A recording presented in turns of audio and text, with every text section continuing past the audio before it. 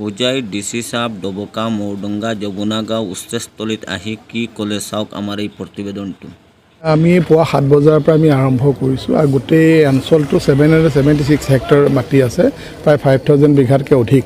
গোটেই এৰিয়াটোক 5টা আমি ডিভিজনত ভাগ কৰি লোৱা আছে। প্ৰত্যেক ডিভিজনতে এজন senior administrative officer, police officer, forest officer আছে।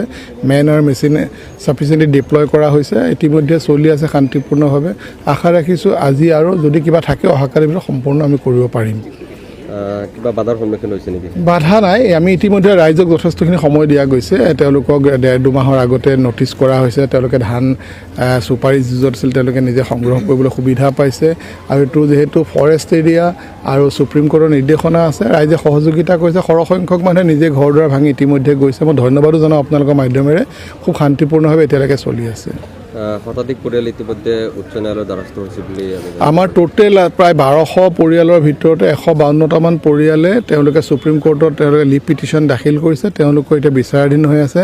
তেওঁলোক আজিৰ এভিকশ্যনৰ আওতাত নাহে আৰু তাৰপিছত পৰৱৰ্তী মহামান্য উচ্চতম ন্যায়ালয়ে যি আদেশ দিব সেইমতে আমি কাৰ্যব্যৱস্থা ল'ম।